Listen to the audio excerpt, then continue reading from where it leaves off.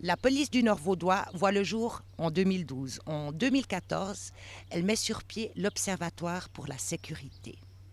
Les objectifs, identifier les situations à risque en amont, les analyser et proposer des solutions. Visant ces buts, la population a reçu une enquête sur la sécurité. Les résultats sont tombés. Nous allons en parler avec le commandant Pitet. Bonjour, commandant Pitet. Bonjour madame. Quels sont les résultats de cette enquête qui a été menée auprès de la population? Alors c'est peut-être bien de clarifier le sens de cette enquête d'abord. C'était de mesurer de manière scientifique le sentiment d'insécurité sur Yverdon, principalement le centre-ville. On parle de la rue du Milieu, de la rue du Lac, la rue du Four, Pestalozzi, etc. Et en plus d'ouvrir cette question d'insécurité et de sentiment d'insécurité, je précise chaque fois, sentiment d'insécurité, sur la gare. Alors effectivement les chiffres prédominants, principaux en fait, nous confirment que le sentiment d'insécurité, principalement sur la gare d'Yverdon, il est bien teinté sur le centre-ville en termes d'insécurité, mais plus, je dirais, visible la nuit forcément. Et il y a une tendance qui se dessine aussi, c'est que les gens qui sortent souvent sont moins en insécurité. Alors ça c'est intéressant de le lire aussi, parce que plus en confrontation avec ce qui se passe autour d'eux peut-être. Et puis c'est vrai que dans les tranches d'âge, on a un sentiment d'insécurité beaucoup plus haut dès lors qu'on a au-dessus de 40-45 ans. Maintenant que vous avez les résultats de cette enquête, est-ce qu'il y a des actions qui vont être mises sur pied pour diminuer ce sentiment d'insécurité dans la population? Bon, vous savez, il s'agit déjà, à mon avis, de travailler par priorité par rapport à ce sentiment-là, puis aussi d'aller dans l'objectivité de la sécurité. Donc on va, j'espère, ça vient de passer aux municipalités, concrétiser ce poste de la gare avec une plus grande présence sur ce lieu. On a déjà passablement augmenté la visibilité policière en rue. Elle n'est jamais suffisante, d'ailleurs elle ça se lit dans ce résultat d'étude. La police n'est pas encore assez visible. Donc on y tend, on va essayer de l'augmenter encore. Et puis après on verra ce qui m'est donné en termes de ressources pour atteindre cet objectif. Jusqu'à maintenant, l'Observatoire existe depuis une année. Quelles sont les actions concrètes que vous avez menées auprès de la population? Alors l'Observatoire en tant que tel, c'était d'abord définir un outil de mesure, on peut dire ainsi, finalement, pour l'autorité politique. Que l'autorité, finalement, voie de manière très objective, effectivement, les mesures opérationnelles, les actions de collaboration avec les différents partenaires. Donc ça devait partir par un état des lieux. C'est ce qu'on a fait avec les connaissances criminelles. C'est le fameux diagnostic sécuritaire. Est-ce que vous pouvez juste nous en dire quelques mots? Écoutez, le diagnostic sécuritaire, c'est exactement l'étude où dès l'instant où on a contacté la population, à peu près 800, je crois, réponses nous sont retournées. Sur combien d'envois? Sur 1500 ou 2000 par là autour, c'est énorme, c'est beaucoup, donc c'est très satisfaisant en fait, pour tirer des informations scientifiques. Et dès lors que cet état des lieux était fait, eh bien, il s'agissait maintenant de voir ce qu'en pensait la population, mais de visu sur place. Donc on a commencé à les rencontrer, c'était déjà le cas auparavant, mais on a continué les établissements bancaires par exemple, on a travaillé en passerelle avec eux. Les commerçants, c'était déjà le cas, mais on a consolidé ces rencontres. Il y a des volontés d'aller maintenant vis-à-vis des pharmaciens. Donc tout ce travail de réseautage, si vous voulez, de proximité, d'écoute, finalement, améliore le renseignement. Parce que c'était ça la problématique.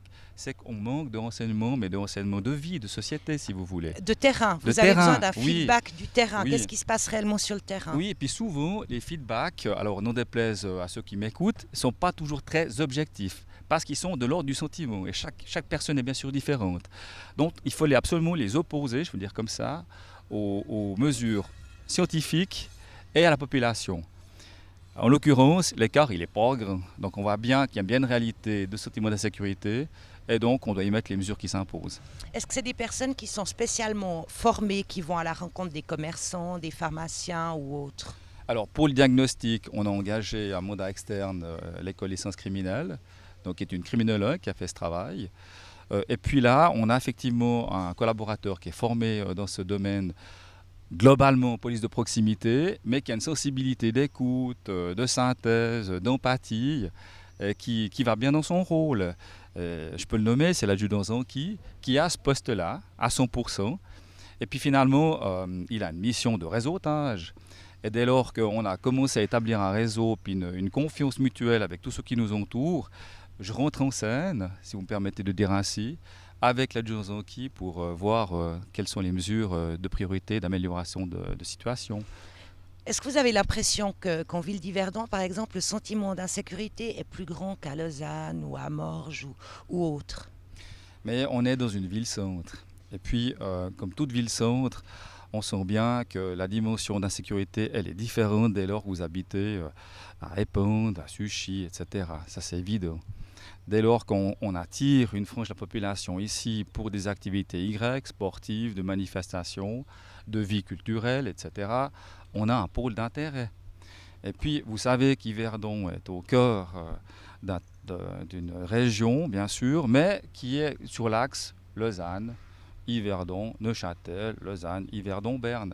Et donc ces flux de circulation génèrent aussi une présence importante sur site, les pendulaires par exemple. Je le vois d'ailleurs très bien dans les plaintes pénales qu'on enregistre, ils sont en hauteur environ 2800-3000 par année. Principalement de ces plaintes pénales, à peu près 30%, ça varie, viennent de personnes qui ne sont pas de la région, mais qui profitent du lieu dès lors qu'elles y viennent travailler ou qu'elles viennent s'amuser pour informer ou déposer une plainte pénale. Donc ça, c'est assez significatif des villes-centres. Et dès lors, pour vous répondre, cette masse de personnes confinées dans des lieux des fois très serrés que sont la gare, parce que la gare, pour moi, fait partie de l'hypercentre, si vous voulez, géographiquement parlant. Vous y allez dans le centre, vous voyez la gare proche de vous, c'est une particularité aussi géographique d'Yverdon. Donc tout ceci, pour moi, finalement, que le fait que le sentiment d'insécurité peut être un peu plus exacerbé. Alors, est-ce que vous mettez sur pied des actions de proximité différentes que d'autres villes? Ouais, moi, j'aime dire que Yverdon n'est pas seul dans la problématique de l'insécurité. Elle est d'abord dans un dispositif de ce qu'on appelle de police coordonnée, il ne faut pas l'oublier de manière générale. Dès lors que les 9 corps de police communaux, en collaboration avec la police cantonale, travaillent dans cette dimension de proximité et d'écoute, et des campagnes, que ce soit dans le domaine de la circulation routière, du bruit, des cambriolages, se font de concert avec tous ces corps de police. Ça, il faut le souligner. Et forcément, ça a un impact cantonal qui est positif. Donc, ce n'est pas la police du Nord-Vaudois qui met en place spécifiquement une action de prévention. Ça peut être le cas par rapport à un épiphénomène. Si je vois que demain, on a une recrudescence de volets d'étalage sur un lieu défini, on va mener une action de prévention, de dissuasion de pression un peu plus élevée que spécifique. Donc ça, c'est la liberté des communes, si vous voulez. Donc dans ce cadre-là, je crois qu'il y a une douzaine de campagnes qui sont mises en place, ou une dizaine, chaque année, de concert avec la police cantonale et les 9 polices communales vaudoises, pour finalement essayer de faire diminuer soit des incivilités, soit des délits. Principalement, on l'a vu les derniers, on a mené une grosse opération de présence et de communication pour les cambriolages. On peut pas dire, je ne sais pas si c'est un corollaire direct, mais il y a un effet significatif maintenant dans la baisse des cambriolages au niveau cantonal et sur le Nord-Vaudois. Vous avez des chiffres? Alors, je ne veux pas parler pour mes autres camarades, mais pour le Nord-Vaudois, on a une diminution en tout cas de 30%. Bien que les cambriolages, les effractions existent toujours, la vigilance doit toujours être là. Et puis, il faut être prudent avec ces chiffres, parce qu'on est toujours sur des variables, etc. Des phénomènes de masse, de personnes qui se déplacent en Europe nous font que. Donc, je suis prudent avec ces chiffres-là. C'est jamais gagné, pour tout d'ailleurs. Mais enfin, c'est intéressant de le souligner. Vous êtes en contact étroit également avec l'Observatoire de la sécurité de Lausanne. C'était un petit peu, si vous voulez, mon pôle de départ. C'était bien partir juste avec l'Observatoire. Et pas finalement partir tout azimut d'abord. Donc on s'est appuyé des conseils avisés de Lausanne, et je les salue encore, de Mme Frutiger, pour ne pas la nommer, qui a vraiment bien, je dirais, margé les contours de l'Observatoire, qui nous a rendu attentifs finalement où elle était allée, où il n'y avait pas eu vraiment de résultats positifs ou difficiles. Donc on a pu diriger un tout petit peu cet observatoire en fonction des expériences vécues, c'est le principe de départ. Et en même temps, moi j'ai un cadre supérieur qui a fait son travail de diplôme là-dessus, et donc qui a renforcé encore une fois la vision, l'usage de l'observatoire. Parce que j'aime faire comprendre que l'observatoire, si vous me permettez, c'est d'abord encore une fois un outil de l'autorité. Dès lors qu'elle a des outils de mesure bien sûr, mais dès lors qu'elle peut influencer respectivement au possible, c'est difficile que la sécurité, d'anticiper des phénomènes. Puis c'est ça l'objectif de l'observatoire. Mais ce n'est pas un observatoire aujourd'hui qui devrait être que sécuritaire. Ça doit être un observatoire qui lie l'ensemble des services de la ville, par exemple, d'autres partenaires peut-être sociaux, d'autres partenaires culturels, pour voir quels sont les phénomènes, parce que moi je ne suis pas compétent pour le définir, de société qui influencent des sentiments d'insécurité. Ça, si vous me permettez le terme, c'est costaud, c'est pas simple à mettre sur pied. Donc aujourd'hui, on a, je pense, fait ce qu'on devait faire avec les moyens qu'on a, c'est-à-dire commencer à réseauter, commencer à obtenir du renseignement. Feedback de la population. Oui, je précise pas faire de la délation, hein, mais vraiment avoir, comme vous le disiez, l'écho. Hein, Quels étaient les genres de questions posées dans ce questionnaire? Il y avait, la première question, c'était quel est votre sentiment d'insécurité, hein, au centre-ville, en fonction des heures, etc. Il y avait aussi une belle question que j'ai un petit peu dirigée, c'était que pensez-vous de la police du Nord-Vaudois dans son efficacité? Quelle était la réponse? Alors là, je ne veux pas être un senior, mais on est à plus de 75% de satisfaction. Alors bon, il y a toujours, on me dirait, il y a 35% de personnes qui pensent qu'on n'est pas efficace. Alors il faut respirer, mais on fera toujours mieux. Il y avait des questions liées bien sûr à l'âge, hein, en fonction de la population, etc. Ça c'est très important parce que je crois que la moyenne d'âge, bien qu'on le pense qu'elle est bien plus haute, à Yverdon, elle est de près de 40 ans. Et vous voyez, ça c'est un vecteur d'information assez intéressant. On pense que, et moi à tort, je pensais que la population était de moyen d'âge plus élevé. Eh bien non. Alors effectivement, les plus élevées... Les étaient plus grandes chez les personnes plus âgées. Oui, elles sont moins grandes chez les jeunes 25-30 ans. Qui fréquentent régulièrement la ville le soir aussi. Exact, hein. Mais que je relativise, hein, parce que c'est toujours une affaire de personne. Hein. Ouais. Mais si vous prenez sur un indice large, c'est un petit peu le résultat. Donc c'était ce genre de questions-là. C'était aussi des questions liées avec votre profil d'activité. Dès lors que vous avez comme formation de vos pôles d'intérêt qui influencent aussi bien sûr les réponses. Au niveau des formations supérieures, est-ce que les gens sont plus craintifs que les gens qui ont une formation moins... C'est pas significatif. C'est pas significatif. Ça joue pas de rôle par rapport à ça. Ça aurait pu jouer un rôle. C'est pas significatif dans l'étude. La question qui pourrait sous-tendre chez vous, effectivement, au niveau des hommes et des femmes, la différence. Alors, bien sûr, pardon mesdames, il y a un sentiment un peu plus élevé chez les femmes, c'est vrai, principalement à partir de 23h, la tranche 23h0300, dans l'hypercentre. Alors que quand bien même, puisqu'on parle d'insécurité et de sentiments, les délits sont en diminution sur Nord-Vaudois et sur Yverdon. À 7 heures. Ou bien globalement, de manière comme vous globale, c'est significatif. Est-ce qu'il y a des heures qui sont plus sensibles que d'autres? Non. Des créneaux horaires. Oui, alors oui, je l'ai lu. Si vous voulez, le sentiment, je dirais, de l'insécurité du moment, c'est la sortie des bars, c'est quand les gens sortent.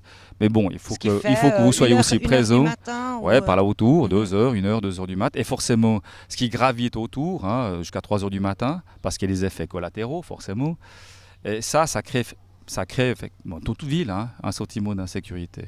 Si on parle en 2 mots de la police du Nord-Vaudois, il y a une nouvelle commune qui va l'intégrer. Alors, c'est vrai, cette année, on a intégré, comme vous le savez, la commune de Pommiers au 1er juillet, c'est ce qu'elle le dit, elle s'est associée dans notre giron. Et vous l'avez vu, on a encore 5 communes qui vont intégrer dès le 1er janvier 2016 la police du Nord-Vaudois. Ouais. Et ça doit passer encore par une concertation cantonale. Et dès lors que le go sera donné, de manière un peu simple pour vous répondre, on partira. C'est une histoire administrative. En parallèle, vous avez bien compris que dès lors on augmente un territoire, à peu près 3500 habitants, eh bien on doit augmenter la capacité opérationnelle, forcément. Donc je l'attends, ça va se faire. Il y a des principes de départ qui sont déjà connus. Pour le moment, combien de collaborateurs? Sur l'ensemble, ou vous dites par rapport à l'augmentation du territoire? Non, sur l'ensemble. On arrive à peu près, pour les policiers formés, parce que c'est important de le savoir, donc les agents dans le terrain, à peu près à 70 collaborateurs, un peu plus. L'idée, c'est d'obtenir 3 à X collaborateurs en plus. Ça, c'est l'autorité qui me le dira pour l'étendue du territoire. Donc, juste pour mieux comprendre, une commune peut décider soit d'intégrer la police du Nord vaudois, soit d'avoir recours à l'aide de la police cantonale, c'est ça? C'est ça, exactement. Alors si vous voulez le principe, cette question, C'est la municipalité qui décide. Les communes sont d'autorité, finalement, la loi sur les communes le définit, responsables de leur sécurité au sens large du terme. Cette question s'était posée d'ailleurs en 2012, dès lors que la question arrivait avec la police coordonnée, et c'est pour ça que certaines communes sont restées en main, on va dire comme ça, de l'autorité cantonale, et d'autres principalement des villes. C'était le cas justement des villes. Les villes avaient déjà leur police et donc elles ont fédéré davantage de petites communes autour de ces grandes villes. Qu'est-ce qui est plus cher pour une commune? Écoutez, la question des sous-sous, c'est délicat. Je vous le dis pourquoi, parce que ça a fait longtemps débat. D'abord, c'est pas bon père et peine de discussion, puisque je suis opérationnel. Alors, c'est pas une histoire de cherté en fait, c'est une histoire d'équivalence, une histoire finalement que chacun ou chaque autorité, parce que dans l'absolu, le citoyen, police cantonale, police régionale, etc., elle a une réponse adéquate, c'est certain. La police coordonnée y veille, si vous voulez. Après, c'est les autorités qui font un choix d'intérêt. C'est des choix, des fois régionaux, parce qu'on a régionalisé une activité telle que la distribution de l'eau ou l'électricité, que sais-je, l'agglomération par exemple. Ça, c'est des pôles d'intérêt politiques qui font qu'on a envie de se fédérer avec les autres, parce qu'on se connaît, on est en terre vaudois, c'est ainsi, et tant mieux d'ailleurs. Et ça fait que, si vous voulez, des polices régionales peuvent finalement se positionner un peu mieux dans un périmètre immédiat. Il n'en demeure pas moins l'aspect financier, pour ce qui est de notre association, est en adéquation pleine avec le coût de la police cantonale. Identique. Ça, c'est un enjeu majeur. Je crois qu'une commune, les communes doivent se toucher. Est-ce que vous pouvez nous dire 2 mots là-dessus? Ça fait sens parce que dès lors que vous intervenez sur un lieu X ou Y et que vous devez passer 2, 3, 4 communes pour avoir une action efficace, c'est un frein justement à l'action efficace et dès lors où vous arrêtez en chemin pour traiter, par exemple. Ça, c'est une évidence.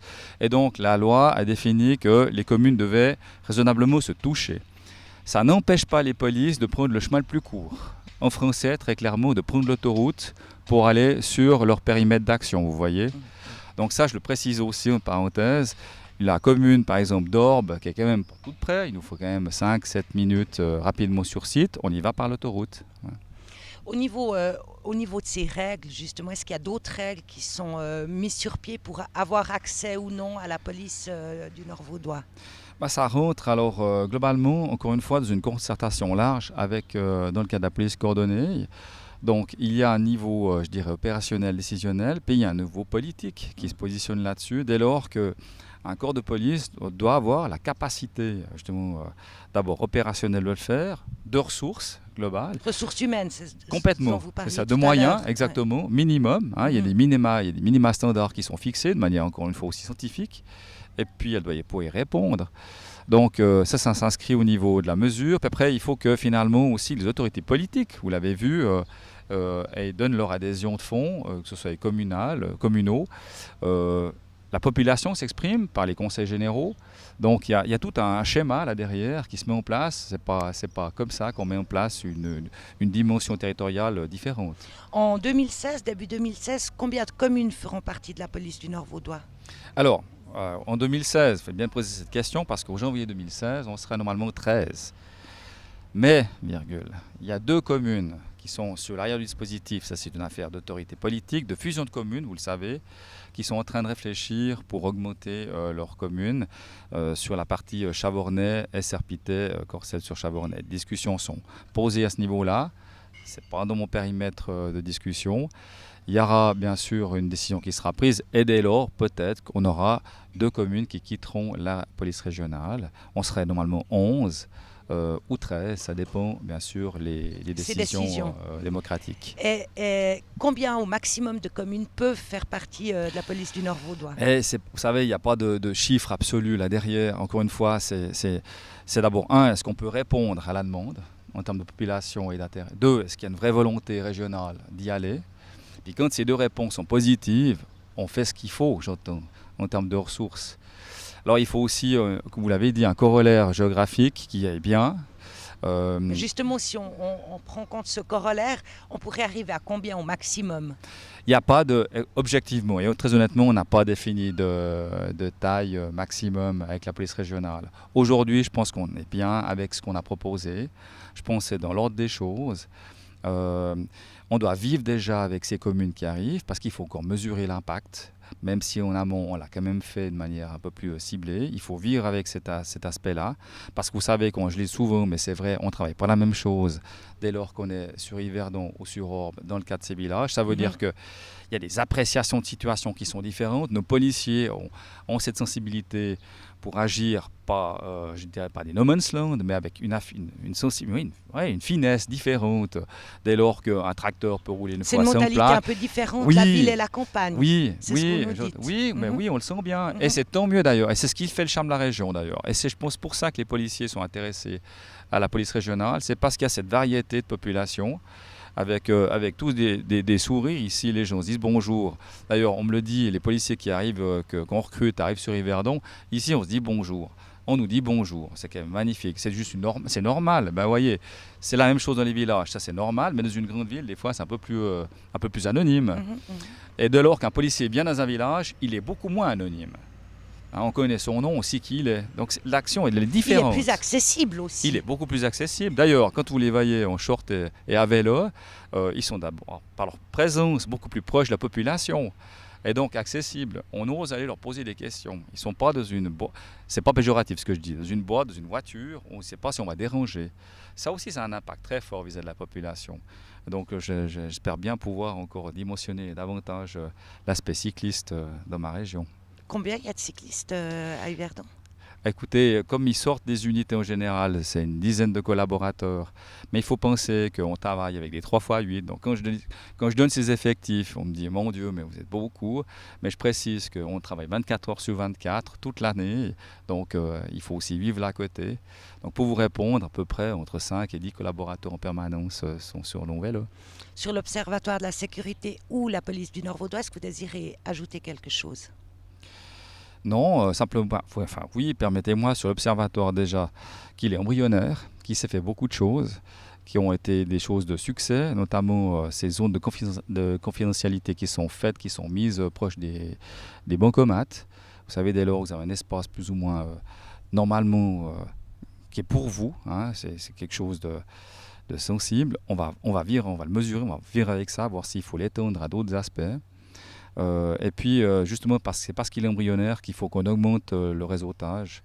Ce que vous faites d'ailleurs. Ce qu'on fait, oui, mais avec un ETP, deux, etc., on y va, j'entends. Et donc, je crois que le chemin passe par justement à la population. Et on a besoin que la population nous fasse remonter le renseignement, énormément. Et donc, on ne peut pas le faire qu'au travers des diagnostics sécuritaires. Comment? Qu'est-ce que vous attendez finalement du citoyen? Vous voyez, le policier à vélo ou à pied, etc., bien sûr, il doit être à l'écoute, il doit être vigilant, il doit agir dans tous les domaines. Mais il doit savoir aussi remonter le renseignement et les gens doivent oser aller lui parler. Alors j'ai envie de dire à la population, allez trouver un policier, et bien sûr dites-leur bonjour, mais donnez-leur des informations de vie simples. Et on est preneurs. Rien ne nous dérange en absolu. Laissez-nous trier ce qu'il faudra mettre de côté. Voilà. Commandant Fitet, merci beaucoup. Je vous en prie. Finalement, pour avoir plus de sécurité, à vous de jouer. Merci de nous avoir suivis et à bientôt.